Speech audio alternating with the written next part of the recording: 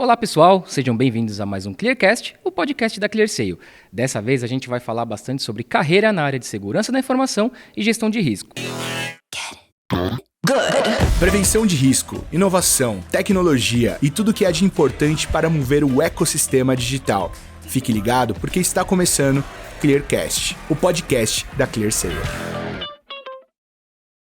Eu não sei se vocês sabem, mas empresas do mercado financeiro e de seguros são duas das que mais sofrem com fraudes no Brasil e por isso eles precisam de equipes bastante qualificadas para trabalhar nesse meio, para ter equipes que possam fazer essa gestão, esse combate aos criminosos de maneira eficiente e eficaz, tá bom? E para falar sobre isso, eu tenho um convidado hoje muito especial, que é o Anderson Pimenta. Ele é Head de Segurança da Informação e Gestão de Riscos da Zurich Brasil. Anderson, prazer receber você aqui, seja muito bem-vindo. Vou pedir para você se apresentar brevemente para o pessoal e falar um pouquinho da sua carreira, como é que você chegou a essa área, como é que foi essa construção, Legal. Como que você foi parar em gestão de riscos e combate a fraudes, né, Anderson? Prazer ter você aqui com a gente. Obrigado, Felipe. Obrigado aí pelo convite, ClearSale.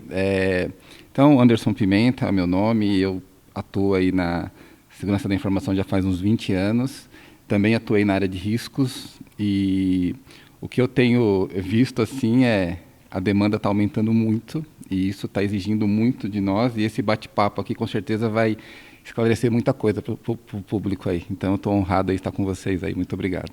Bacana, Anderson. Se você puder falar um pouquinho da sua carreira, como é que foi, porque a gente sabe assim, a área de segurança da informação, principalmente para a gente que trabalha muito com fraude, ela pode estar dentro de diversas caixas diferentes, né? Debaixo de diversos guarda-chuvas dentro das empresas.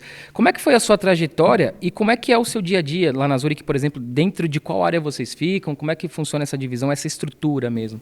Muito bom. A segurança da informação realmente ela é uma área muito...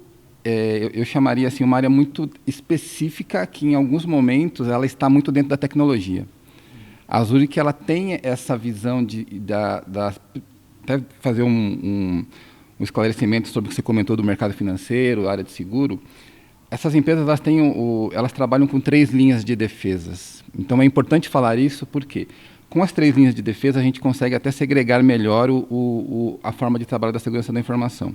A primeira linha, que seria a primeira linha de defesa, é o quê? É toda a empresa, todas as áreas que também são responsáveis em, além de executar as suas próprias atividades, elas são responsáveis em proteger a empresa, atuando no que diz respeito, por exemplo, seguindo o que a empresa define, o que os times de tecnologia, segurança definem. E nisso tem as áreas de segurança da informação, que são pessoas separadas dentro da tecnologia que atuam validando vulnerabilidades, atuando com resposta à auditoria, entre outras coisas. Só que dentro também, o que acontece muito no nosso mercado de segurança é que existem a área na segunda linha de defesa. O que normalmente está na segunda linha de defesa? As áreas de riscos, as áreas de compliance, que são as áreas que são responsáveis em suportar a primeira linha, dizendo, olha, você está no caminho certo, precisamos melhorar isso aqui. E com esse apoio, a primeira linha consegue entender melhor as demandas. Então, eu colocaria que a segurança da informação ela estaria entre a primeira linha e a segunda linha. Eu, no meu caso, como eu sou o head da área de segurança para a Zurich, eu estou focado na primeira linha, trabalhando muito alinhado com a segunda linha, que é a área de riscos. E eu já atuei na segunda linha, então eu voltei para a primeira linha. Então, nesse primeiro ponto de esclarecimento, eu coloco isso que é importantíssimo, dizer onde a segurança da informação está. E agora eu volto para a minha carreira. O que aconteceu comigo? Eu comecei a trabalhar com tecnologia, e fui analista de infraestrutura, e ali eu comecei a perceber que a tecnologia ela tinha alguns requisitos que ninguém se preocupava. Anos 2000, ninguém se preocupava com segurança com tanto ênfase quanto é hoje. E certamente não teria um podcast nos anos 2000 para falar de segurança da informação. A gente está falando de um período que a internet nem era tão difundida no Brasil. Exatamente. Então, o que acontece ali? Eu comecei a perceber um movimento de segurança da informação e eu entrei no time de gestão de identidade. Eu comecei com que na época era chamado de gestão de acesso, que era você coloca o acesso e você remove o acesso. Com os anos, eu migrei para a parte de resposta à auditoria, depois me tornei Security Officer. O Security Officer ele tem a função de olhar o todo da empresa. E o interessante é que eu peguei toda a transição de técnico operacional para estratégico. Hoje, a segurança da informação ela é estratégica para o negócio da empresa. Então, na nossa conversa aqui, certamente a gente vai comentar mais sobre isso.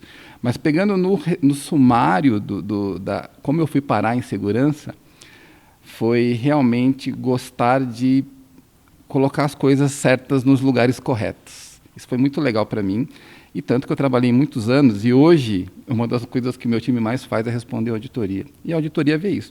Você está fazendo o que é o correto para proteger a empresa? Então, assim, bem no high level é esse aí. E aí já estou aí, como Security Officer, acredito que já está beirando uns 10 anos, um pouco mais de 10 anos. Só na Zurich já tenho 5 anos já de atuação. Legal. Eu vou até sair um pouco aqui do nosso roteiro. Produção, não brigue com o apresentador, hein? Ô Anderson, o que você busca num profissional para o seu time? Assim? O que você acha que um profissional de gestão de riscos tem que ter, assim, que é imprescindível? Excelente pergunta. Vou dizer para vocês que é unânime entre os CISOs, entre os Security Officers, né? O CISO é o executivo de segurança. No caso, eu sou o Head de Segurança, mas eu sou chamado também de BISO, que é o Business Information Security Officer. Qual que é a unanimidade? Nós temos um requisito técnico muito pesado para essas pessoas que estão na linha de frente, porque a tecnologia muda o tempo todo. Só que nós temos também um requisito comportamental, que exige muito aquela parte de você ser um profissional que entrou numa empresa e fala assim: a minha função nessa empresa é protegê-la. Então, eu tenho que entender quais são as brechas, as necessidades, e estar alinhado com a minha liderança, e a liderança tem que estar alinhado com a linha de negócio. Por quê? A gente só existe, até a ClearSale, eu estava até conversando bastante com o Diego e com a Paula também, sobre o trabalho da ClearSale, que envolve um trabalho de background, que ninguém está vendo o nome ClearSale, mas ela está atuando em diversas linhas financeiras. Só que, assim, tem que ter uma estratégia para o negócio rodar, para o negócio existir, só que para o negócio existir vão aparecer riscos. E aí entra o profissional de segurança da informação.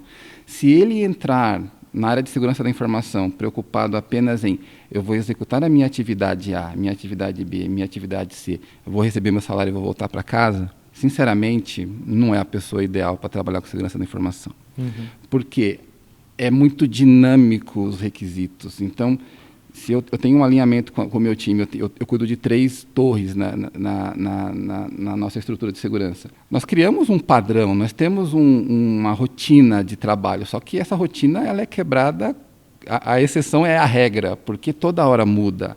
Ameaças aparecem, informações falso positivo aparecem, mas só que até nós confirmarmos que é um falso positivo, gastamos tempo, gastamos energia, investigamos. Então, eu faria um mix entre conhecimento técnico para quem está focado na parte de threat intel, que é a parte de ameaças, né, de tecnologia e de segurança, e a parte comportamental, que é aquela velha história de você abraçar ali, não como um trabalho apenas, mas como uma missão.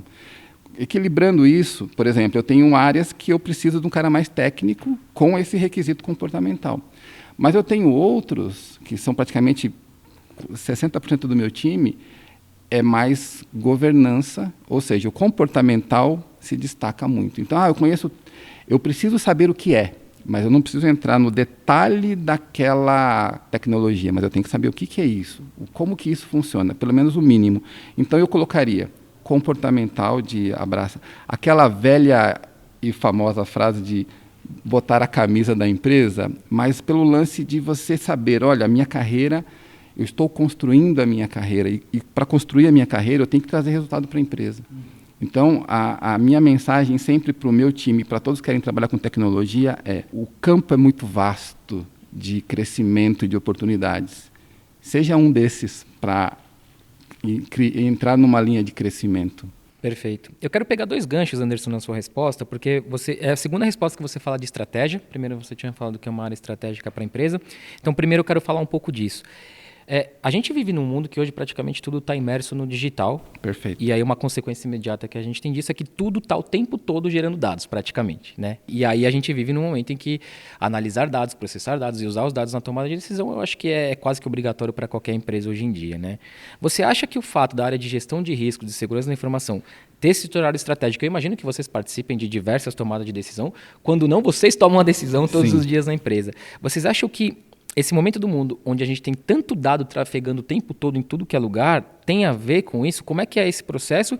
E fala um pouquinho desse negócio de tomada de decisão. Quanto que vocês são envolvidos nesses processos mais importantes da empresa?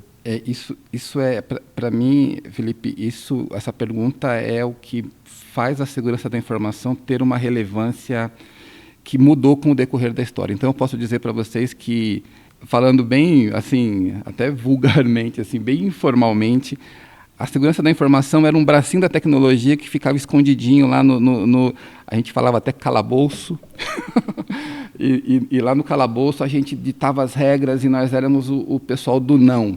Uhum. Pode fazer alguma coisa? Não. Pode fazer isso? Não. Claro que não.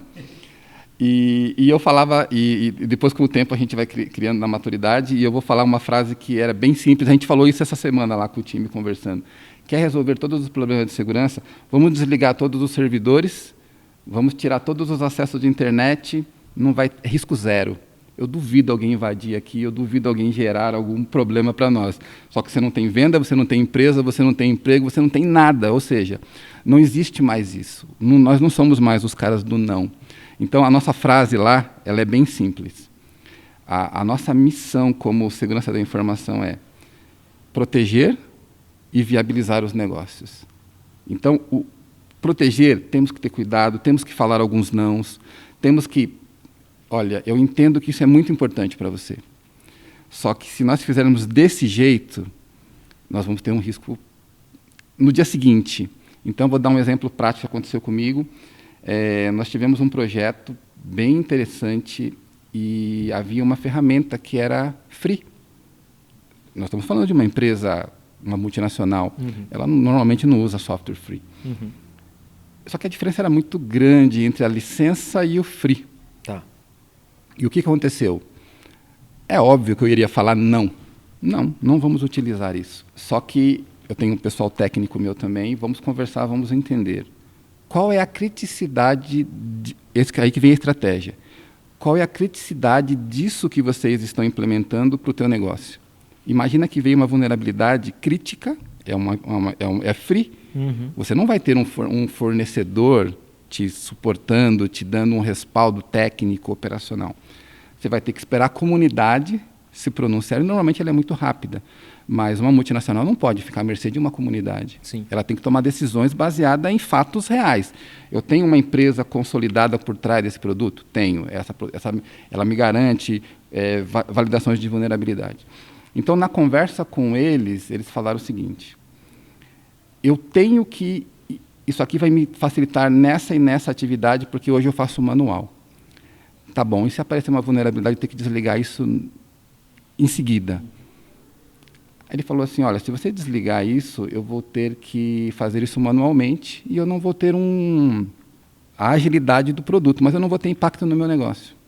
É impacto zero se eu desligar isso imediatamente? Então, vamos botar isso na mesa para continuar a conversa, para viabilizar se vale a pena usar essa solução que não é crítica para o negócio. Se fosse crítica para o negócio, era impossível avaliar. Por quê? É crítico para o meu negócio não pode parar. Aí que a gente vai ter que ter, aí entra a estratégia. Você vai ter que investir mais aqui. Você vai ter que comprar um produto que te dá um suporte, te deixa você mais confortável num caso de uma vulnerabilidade identificada. Então, o que a gente tem lá de parâmetros que a gente percebe que é uma ação do mercado, até com os fóruns que a gente participa? A área de negócio está o tempo inteiro buscando formas melhores de entregar uma melhor experiência, um melhor produto para os clientes e expandir o negócio. Nós entramos logo em seguida. Eu digo que o CISO, o nosso executivo de segurança, no caso aqui, eu não sou executivo de segurança, mas eu sou o responsável no Brasil. Nós temos um executivo de segurança na regional, que atende toda a América Latina. O que a gente tem que fazer? Nós vamos implementar uma solução para atender o mercado X e nós precisamos de criar uma nova aplicação para atender esse requisito. A segurança já está junta. Neste momento, falando, olha, para desenvolver custa X. Mas para desenvolver com segurança, colocando todos os controles, tudo que é necessário para validação de riscos, você vai ter que ter um investimento adicional aqui.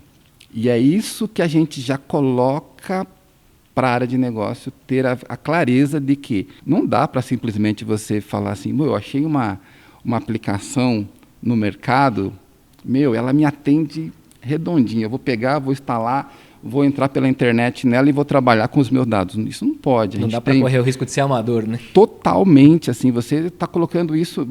Quem é essa empresa que está com um software de prateleira? Certamente pode existir software de prateleira que atende a necessidade e ela tem requisitos de segurança, ela tem diversas, vamos dizer assim, requerimentos que ela atende.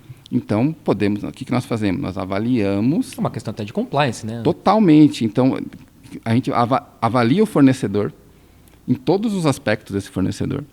Esse cara vai me deixar na mão? Esse cara tem porte financeiro para suportar uma empresa, uma multinacional? Então, a gente avalia todos os requisitos. Claro que não é somente eu, tem diversas áreas que avaliam, eu estou num aspecto geral. Só que a segurança da informação avalia o seguinte: quem é essa empresa? Como que eles tratam a segurança? Como que eles tratam a gestão de vulnerabilidade deles? Como que eles fazem desenvolvimento? Tem desenvolvimento seguro? Então, nós fazemos como se fosse um score e nós falamos, olha, pelo aspecto de segurança da informação, nós estamos confortáveis com esse fornecedor. Ou, pelo aspecto da segurança da informação, nós recomendamos essas e essas e essas atividades de melhoria no fornecedor, ou, se não for ter isso, nós não recomendamos eles como parceiros. Então, nós entramos nesse aspecto. E o que é legal? Aí vem a gestão de riscos. Nós temos uma área de riscos na segunda linha de defesa. Quando eu percebo, imagina que a área de negócio está desesperada, querendo lançar uma linha de negócio, e eles precisam daquilo, porque nós existimos para isso. Exato. E aí a gente envolve a área de riscos, porque a área de riscos tem que avaliar junto com o negócio também. Você vai correr esse risco de ter uma aplicação que não tem um certo requisito, que pode expor a Zurich, que pode expor nossos clientes? Para ser muito honesto com vocês, não é aprovado. Aí é feito normalmente um plano de ação, né, onde as empresas se adequam.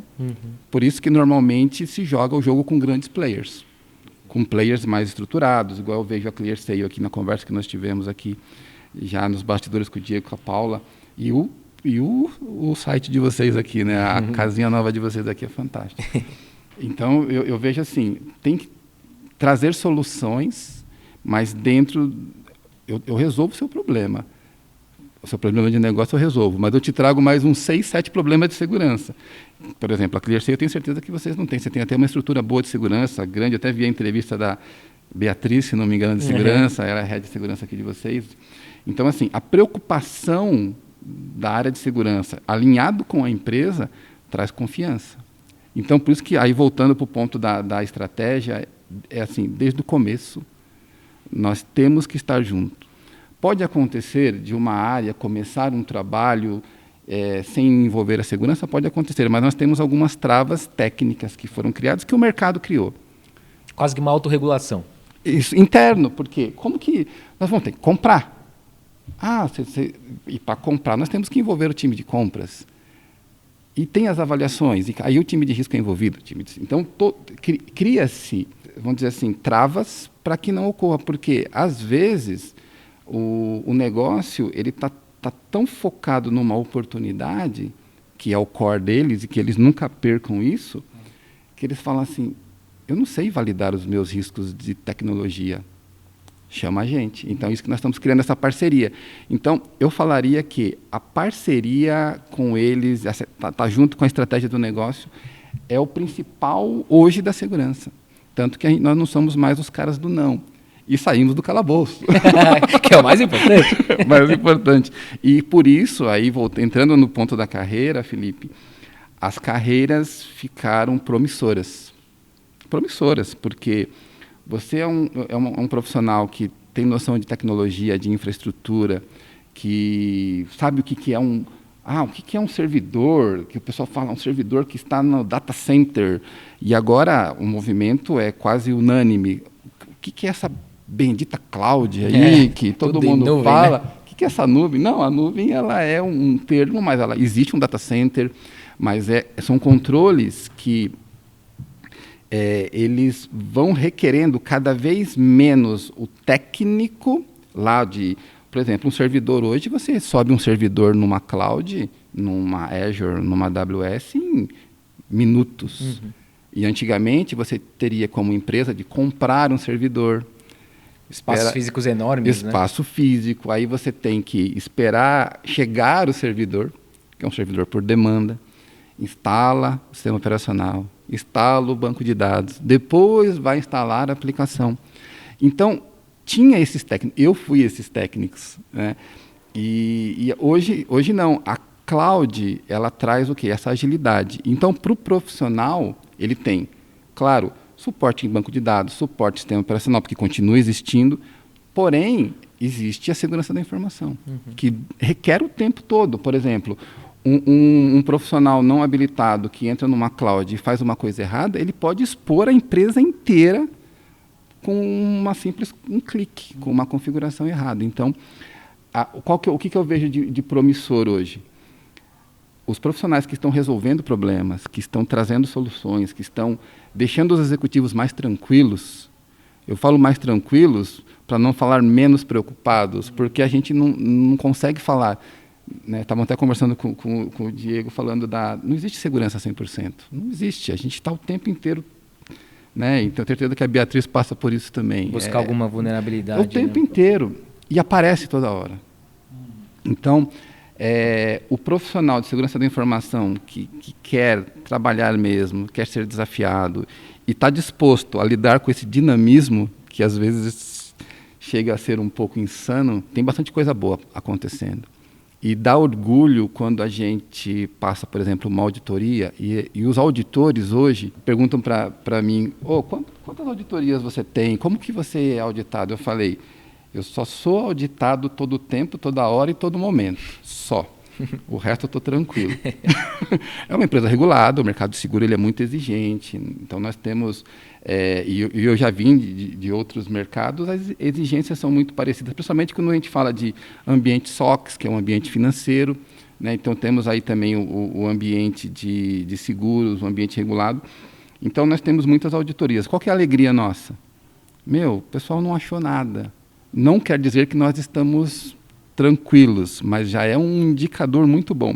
E está trazendo de novo, só falei da primeira e segunda linha, a primeira linha seria o pessoal operacional, inclusive vocês são primeira linha, atuando na área de vocês. Segunda linha, a área de riscos e compliance, e a terceira linha são os auditores. Então, fazendo uma linha do tempo do risco, a primeira linha, ela não achou o problema. A segunda linha, ela viu, alertou, falou, olha, você tem que arrumar isso aqui, melhora isso aqui. A primeira linha vai lá e arruma. A segunda linha valida, estamos tranquilos, seguimos aqui. Então, a gente vai falar um pouco até do ambiente de controle. Só que, ao mesmo tempo, a terceira linha está validando o que está sendo feito pela primeira e segunda linha. Se a terceira linha achar uma vulnerabilidade, achar um problema, achar um controle errado, o que a terceira linha fala? Olha, vocês precisam, e o muito interessante é que as auditorias elas vão para os executivos. O nosso executivo, nossa CIO, o nosso COO, eles que recebem os resultados das auditorias, o qual eu me reporto. E o que acontece quando a terceira linha identifica? Eu fico feliz da vida, porque eu falo assim, muito obrigado, porque eu não tinha visto isso. É claro que tem um parênteses.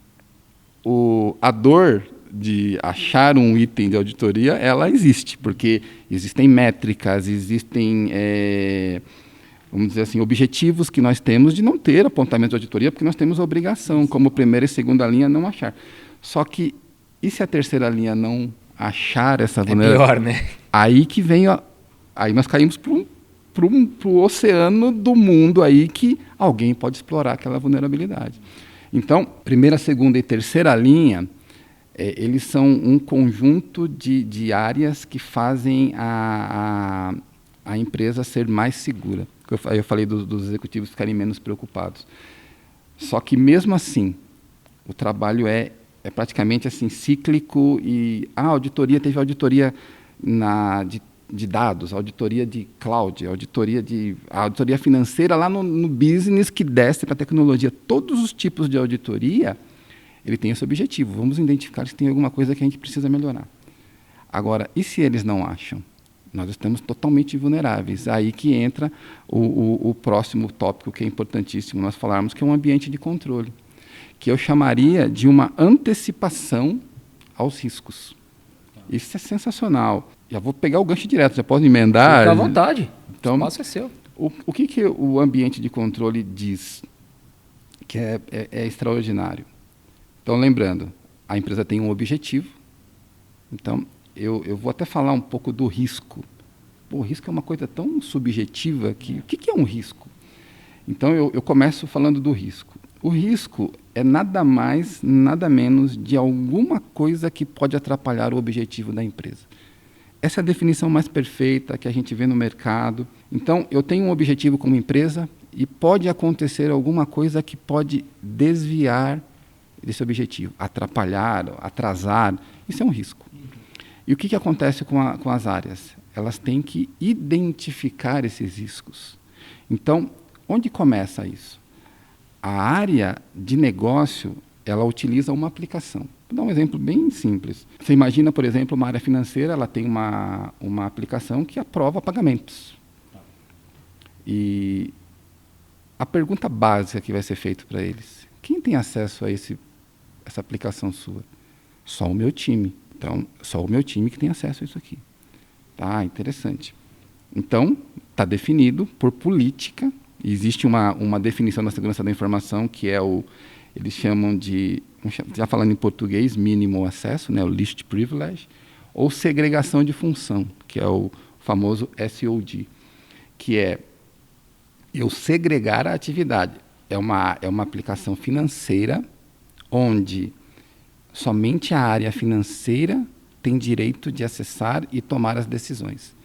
Perfeito. Mas e se a pessoa de finanças for para uma outra área? Quem vai ser responsável em remover aquele acesso? Aí a segurança da informação entra. Ou às vezes até um desligamento da empresa. O desligamento, mesmo, né? Perfeito. Por exemplo, a pessoa saiu da empresa. O desligamento tem que ser imediato porque é um perfil super crítico. Então, o que eu falo do ambiente de controle que ajuda na antecipação? Foi até minha palestra no MindSec no ano passado. O ambiente de controle como uma ferramenta de antecipação de riscos para os executivos. Por quê? Eu tenho uma aplicação que serve ao negócio e ela é crítica porque faz pagamentos. Um acesso indevido ali pode trazer um pagamento errado. Claro que tem travas, normalmente tem 2 ou 3 validações. Mas qual é o ponto do ambiente de controle? O ambiente de controle diz o seguinte: eu tenho uma política de segurança da empresa, isso é padrão, tenho certeza que vocês têm aqui também isso. A política ela tem que ser seguida. Legal, eu tenho uma política que tem que ser seguida. E quem garante que a gente está seguindo? Aí vem o ambiente de controle. Eu tenho um controle que diz que a aplicação financeira tem que garantir que os acessos são corretos, os acessos são validados de tempo em tempo, os acessos aos perfis, para conceder um acesso, tem que ter a devida aprovação. E eu defino controles. Olha, mensalmente eu valido quem tem acesso, quem teve transferência, tem que remover. Isso aqui, a certificação de usuários, quer dizer, o usuário pode continuar com o acesso, isso eu posso fazer semestralmente ou anualmente. Então, eu crio controles que viram atividades rotineiras nas áreas, a segurança suportando as áreas de negócio, porque a segurança ela não tem capacidade de falar: olha, o Diego é da área financeira, então ele acessa a aplicação, o perfil financeiro. Não tem como eu saber isso, mas o gestor dele sabe. Então, eu coloco o gestor dele ou o dono da área financeira, você vai validar 2 vezes por ano, 1 vez por ano, de acordo com a política da empresa, que aqueles acessos são válidos. Esse é um controle, só que eu tenho dezenas de controles que fazem o seguinte: no fim do dia, eu tenho um indicador falando, eu tenho 80% dos meus indicadores ok, está funcionando bem, e esses 20% eu tenho plano de ação com atividades que vão ser finalizadas até o meio do ano. Até junho eu termino de pegar aquele controle que não estava muito alinhado, muito redondinho, melhoro ele e coloco ele em OK. Ele vai para o meu indicador como OK. Ou seja, o que eu estou fazendo com esses indicadores? Eu estou dizendo para os meus executivos que o teu ambiente tecnológico possui controles que demonstram a saúde naquele momento, porque é pontual, toda hora muda, das aplicações, do seu ambiente de infraestrutura e etc. E ali, quando os auditores chegam, normalmente o que acontece? Eles vão achar menos problemas, porque ele fala, eu estou vendo que você tem um controle aqui, eu estou vendo que você executa essa atividade. O que pode acontecer? Ele olha o controle e fala assim, podemos ajustar isso aqui. Eu recomendo que você faça, melhore isso, melhore dessa forma. Isso tudo é compilado no indicador que o executivo fala. Eu estou menos preocupado. Ele não vai conseguir dizer, eu estou tranquilo, porque a gente até comenta assim, dá para dormir à noite. Trabalhar com segurança da informação dá para dormir à noite. Só que a responsabilidade é muito grande. Então, apareceu uma vulnerabilidade, sai correndo, vamos atrás. Né? Então, até no podcast da Beatriz, ela comentou de ransomware, e isso normalmente é por exploração de vulnerabilidade. Então, como que funciona a minha gestão de vulnerabilidade? Como que estão as instalações de patches, né, que são aquelas correções que os fabricantes lançam do software? Então, isso tudo gera uma confiança para os executivos. Agora, por exemplo, nós temos lá um ambiente que, vamos pegar um Windows, a Microsoft lá tem um Windows Server. Chegou um momento que a Microsoft fala, eu não vou mais suportar esse sistema operacional. Agora você tem que usar o sistema operacional novo. A área de tecnologia, de infraestrutura, ela se antecipa e já fala, antes da finalização do suporte, eu já vou migrar para a nova versão. E quem que indica isso? O ambiente de controle. Então, isso gera uma menor preocupação com o ambiente, porque nós estamos vendo, assim, tanto que até o trabalho de vocês em relação à fraude, tudo que vocês enfrentam, vocês veem o volume de gente que escolheu de ir para o lado do crime. É absurdo. Então, enquanto isso, temos pessoas do lado do bem aqui, lutando, batalhando para tornar as empresas mais seguras. E esse ponto é bem importante, Anderson, porque quando a gente bate muito na tecla de que, quando a gente fala de criminosos, né, cybercriminosos, fraudadores, golpistas, etc., a gente tem que tirar um pouquinho aquela ideia da pessoa escondida atrás do computador ali com o capuz na cabeça de noite, porque a gente está falando de quadrilhas especializadas, que tem muitos profissionais de tecnologia da informação, Totalmente. Profissionais de diversas áreas, são equipes quase que multidisciplinares, né, para cometer os crimes. Então é bem interessante isso que você falou. E a outra pergunta que eu falei lá atrás que eu queria te fazer eu vejo nas suas respostas que vocês trabalham muito com parceiros, né? Como é que é isso, assim? Porque eu vejo, por exemplo, uma empresa como a Zurich, tem equipes, tem uma estrutura muito legal para cuidar de segurança da informação, de gestão de riscos, combate a fraudes e etc. E ainda assim eu vejo que essas empresas não abrem mão de ter parceiros, né? Que complementem esse trabalho, porque a gente diz bastante que não existe uma bala de prata nesse trabalho. Né? Exatamente. Como é que é isso, Anderson? Vocês buscam parceiros? Vocês têm parceiros? Qual que é a importância de trabalhar com parceiros? O tempo todo. E eu acho interessante isso, porque se eu fosse dar uma resposta bem curta sobre isso, Felipe, seria o seguinte. A Zurich, ela tem um core. É atender os clientes. Quando eu entrei na Zurich, foi muito interessante porque eu não era do mercado seguro, era do mercado de serviços. A Zurich tinha uma frase que é bem legal, que era assim, para aqueles que amam de verdade. Olha que interessante. Para aqueles que amam de verdade, eu falei, o que tem a ver uma empresa de seguro falando que é para aqueles que amam de verdade? E o que acontece com o seguro? O seguro nada mais é do que uma transferência de risco. Eu tenho uma casa, eu tenho um carro, eu tenho um aparelho. Eu não quero correr esse risco de perder ou a vida, que é o mais importante, seguro de vida, etc. Então, para aqueles que amam de verdade, por quê? Eu vou fazer um seguro de vida para a minha família, porque se acontecer alguma coisa comigo, a minha família vai estar respaldada. Se acontecer alguma coisa com o meu carro, eu consigo. Então, para aqueles que amam de verdade. Então, o que aconteceu foi que o seguro, a Zurich tem que entregar o melhor produto no melhor preço para os clientes. Ela não vai se preocupar com certos detalhes técnicos e não do core business dela. Por isso, aí entra os parceiros. Então, o que nós temos? Nós temos um time de segurança da informação, habilitado, alinhado com o grupo, né, com todas as requisitos políticas. Só que nós também não temos todas as respostas. E aí entra, por exemplo, o trabalho de um parceiro que ele é especialista em fraude.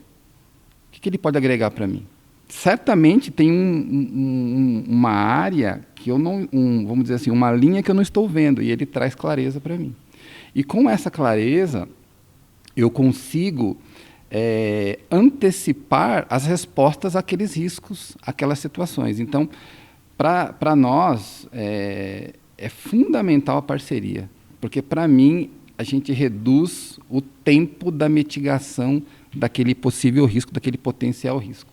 Então, por isso que empresas com um background grande, com um pool de clientes relevantes, que estão fazendo diferença no mercado, certamente é interessante para a gente. Vai estar na mesa com a gente discutindo isso, porque é o que a gente vê no mercado. Então, nas reuniões com os nossos CISOs lá que a gente tem num fórum de segurança, o que a gente percebe? Pessoal, você tem algum especialista aí de fraude? Você tem algum especialista de gestão de identidade? Com quem vocês estão trabalhando? Tem o pessoal lá, tem a parte do SOC, que são o Security Operation Center, é a parte que fica avaliando as vulnerabilidades. Então, é um outro... Imagina a Zurich preparando toda a estrutura dela. Então, os parceiros são fundamentais para isso. E isso eu vejo como... Não é para o mercado seguro. Isso não é exclusivo do mercado seguro. Isso é para todos que entendem que eu não tenho todas as respostas. Eu não posso me dar ao luxo de achar que, apesar de nos esforçarmos, lutarmos, eu ter todas as respostas. Então, um parceiro é fundamental. Boa, Anderson. A gente bate também outra tecla bastante aqui na ClearSale, que é que, infelizmente, a gente vive num país onde a fraude é muito criativa, ela é muito voraz, e aí a fraude em todos os mercados. E isso fez até, inclusive, que a gente criasse uma cultura, né, de proteção muito grande, e por isso nós somos muito bons nisso. O Brasil é muito bom em se proteger também. Tem alguma na sua carreira, Anderson, algum tipo de fraude, algum tipo de vulnerabilidade que você achou até curiosa, assim, que você pode compartilhar com a gente, que você falou, caramba, cara. Então, eu vou falar para vocês uma que eu fiquei impressionado há tempos atrás e acho que é até bom comentar até para o público em geral. Uhum. Mesmo se você não for principalmente se você não for da segurança da informação. Tá. Se você for, você vai desconfiar de um monte de coisa. Mas se você não é, você pode cair nisso. O que acontece hoje? Nós temos os famosos boletos. Uhum. E os boletos, por exemplo, todo mês eu recebo um boleto do condomínio para pagar o condomínio do apartamento que eu moro. Eu nem abro esse e-mail. Por quê? Já está registrado e aparece lá no meu banco e já está registrado, já pago todo mês pelo banco direto. Existe uma vulnerabilidade que é um conjunto de atividades. A primeira atividade é o seguinte: em algum momento o teu usuário e a tua senha de e-mail vazou. Você nem sabe disso. Não, isso é muito provável que todos os nossos aqui já tenham vazado em algum momento. Temos algum risco. Porque você cadastrou num banco de dados, eu me lembro que eu tenho um e-mail antigo, eu não vou lembrar qual foi a origem, mas eu tenho um e-mail antigo que acusa já que a senha já foi vazada. Claro que eu troquei a senha diversas vezes. Por que foi vazada? Porque o meu banco de dados que eu cadastrei, eu não me lembro, vamos dizer assim, que eu me cadastrei numa empresa que teve a base de clientes ou base de cadastro vazada. Meu e-mail estava lá. Então, num banco de dados, no mercado negro, aí na Deep Web da vida, está lá o meu usuário e minha senha. Eles têm um recurso, os criminosos, eles têm um recurso que é um software que ele vai explorando vulnerabilidade na internet. Olha o que o software é capaz de fazer. O e-mail do Anderson Pimenta está aqui e a máquina dele está vulnerável. Ele consegue ver isso pela internet, porque abre uma porta lá pela internet. Ele entra no meu e-mail, automaticamente ele vai pesquisar palavras-chave, boleto, pagamento, vencimento, e vai achar o meu boleto do meu condomínio lá. E o que ele vai fazer? O softwarezinho vai pegar o boleto, vai editar as linhas do boleto e o código de barras, e vai salvar o arquivo lá dentro. Se for uma pessoa que abre o e-mail mensalmente e vai pagar o boleto, inocentemente, ele não vai validar que o cara alterou do condomínio tal para um nome estranho lá. Não vai perceber isso, vai pagar. Daqui a pouco ele vai ser cobrado. Olha, você não pagou o condomínio do mês passado. Claro que eu paguei, está aqui o comprovante do boleto. E aí começam as discussões. Quem é o responsável por isso? Infelizmente, até para o usuário, o cliente entender que foi, olha, o seu e-mail foi vazado, você estava com a máquina vulnerável, e os criminosos, infelizmente, eles têm tempo de exploraram isso e geraram esse crime que você pagou. E aí vai ter que ter um acordo, e normalmente isso é feito, não sei como que fosse um condomínio. No caso das empresas, normalmente elas ressarcem isso. E conversando com os CISOs, isso realmente existe e não são assim casos isolados. Qual que é a recomendação? Aproveitando, dando uma recomendação aqui. Troque a senha do teu e-mail e aceite eles chamam de múltiplo fator de autenticação.